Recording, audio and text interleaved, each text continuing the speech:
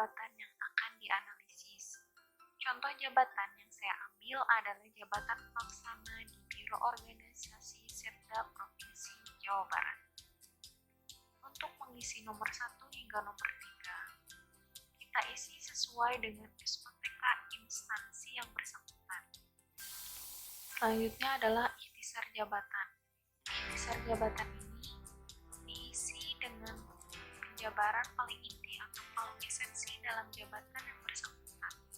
Untuk jabatan pelaksana dapat kita lihat di Permen 441 tahun 2018 tentang nomenklatur jabatan pelaksana bagi pegawai negeri sipil di lingkungan instansi pemerintah. Kualifikasi jabatan terbagi menjadi 3, yaitu pendidikan formal, pendidikan dan pelatihan, pengalaman kerja. Pendidikan formal dan pendidikan pelatihan ini merupakan syarat minimal pendidikan maupun diklat yang harus dimiliki oleh pemangku jabatan.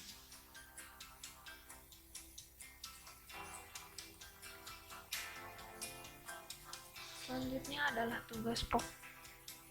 Tugas pokok terbagi menjadi 1, 2, 3, 4, 5, 6 poin yang harus diisi. Uraian tugas merupakan penjabaran dari ikhtisar jabatan. Sedangkan hasil kerja merupakan output yang dihasilkan dari uraian tugas. Output yang dihasilkan dapat berupa dokumen atau telaahan. Jumlah hasil dalam kurun waktu setahun merupakan hasil output yang dihasilkan dari uraian tugas selama setahun. Sedangkan waktu penyelesaian merupakan estimasi waktu yang dibutuhkan dalam menyelesaikan uraian tugas.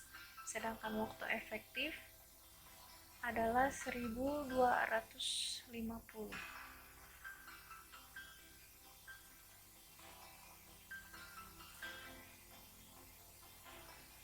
Sedangkan kebutuhan pegawai merupakan dapat kita cari dari jumlah hasil dikali waktu penyelesaian per waktu efektif. Untuk analisis jabatan memiliki 5 uraian kerja sebagai berikut. Setelah mengetahui kebutuhan pegawai di masing-masing uraian tugas, maka kita jumlahkan untuk mengetahui kebutuhan pegawai. Setelah kita jumlah, mendapatkan hasil 4,36. Dalam hal ini, jika lebih dari 0,5, maka dibulatkan ke atas. Sedangkan jika kurang dari 0,5, maka dibulatkan ke bawah.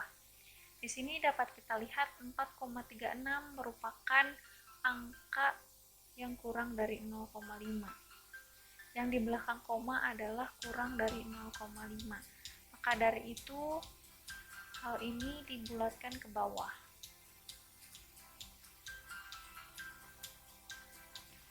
Selanjutnya adalah hasil kerja.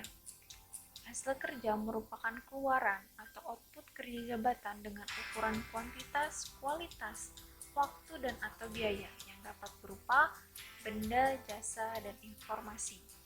Sesuai dengan uraian tugas yang kita ketahui berjumlah 5 poin, maka hasil kerja pun harus berjumlah 5 poin. Oleh karena itu, kita buat menjadi 5 poin. Selanjutnya adalah bahan kerja. Bahan kerja merupakan bahan-bahan yang digunakan dalam melaksanakan tugas, misalnya database, surat perintah, maupun laporan, dan lain sebagainya. Kemudian ada perangkat kerja. Perangkat kerja merupakan sarana atau peralatan kerja yang digunakan dalam melaksanakan tugas. Misalnya, komputer, internet, stetoskop, maupun peraturan perundang-undangan, juklak atau juknis, maupun SOP. Seperti yang kita ketahui, uraian tugas analis jabatan terdiri dari 5 poin, maka perangkat kerja yang digunakan harus berjumlah 5 poin juga. Selanjutnya adalah tanggung jawab. Tanggung jawab merupakan kewajiban yang melekat pada jabatan. Di sini terdapat kata kunci yang dapat memudahkan kita dalam mengisi kolom tanggung jawab. Seperti yang kita ketahui, uraian tugas analis jabatan terdapat 5 poin. Oleh karena itu, tanggung jawab juga harus sesuai dengan uraian jabatan, yakni 5 poin. Selanjutnya adalah wewenang, yakni hak pemegang jabatan untuk mengambil keputusan. Di sini juga terdapat kata kunci untuk memudahkan kita dalam mengisi kolom wewenang. Selanjutnya adalah korelasi jabatan, di mana hubungan kerja yang terkait dengan jabatan vertikal, horizontal, dan diagonal. Analis jabatan merupakan jabatan pelaksana, sehingga memiliki korelasi jabatan dengan satu klik di atasnya, yakni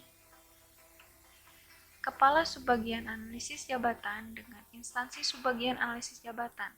Dalam hal ini, pelaksana memberikan laporan dan meminta arahan terkait pelaksanaan tugas.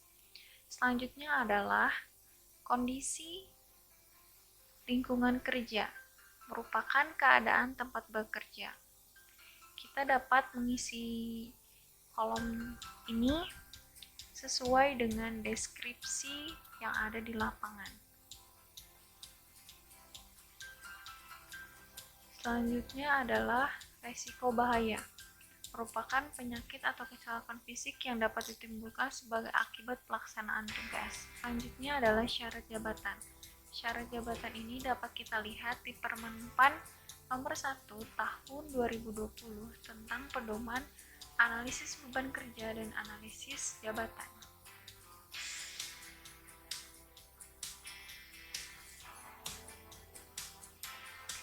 Selanjutnya adalah minat kerja. Minat kerja diisi sesuai dengan Permen PAN nomor 1 tahun 2020 tentang pedoman analisis jabatan dan analisis beban kerja.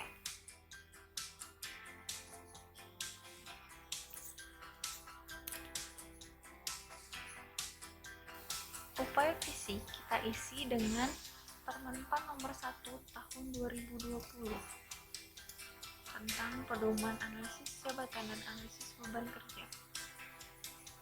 Selanjutnya adalah kondisi fisik dan fungsi pekerja. Hal ini juga diisi sesuai dengan Permen PAN nomor 1 tahun 2020. Dapat kita lihat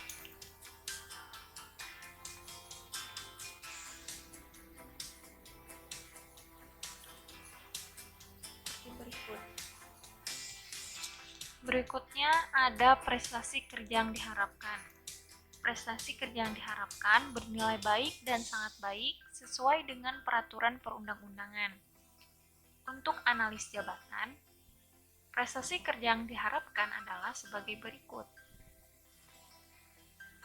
Hal ini disesuaikan dengan uraian tugas yang berjumlah 5. Oleh karena itu, kita mengisi prestasi kerja yang diharapkan juga 5. Selanjutnya adalah kelas jabatan. Kelas jabatan merupakan tingkatan pangkat jabatan sesuai dengan bobot jabatan langsung tanggung jawab yang telah ditetapkan oleh peraturan perundang-undangan. Untuk analis jabatan sendiri menduduki kelas jabatan 7. Setelah mengisi 17 butir informasi jabatan di atas, selanjutnya akan ditandatangani oleh atasan langsung, juga pembuat analisis jabatan. Sekian kiranya, semoga tutorial petunjuk pengisian Anjap ABK dan analisis beban kerja ini dapat bermanfaat. Wassalamualaikum warahmatullahi wabarakatuh.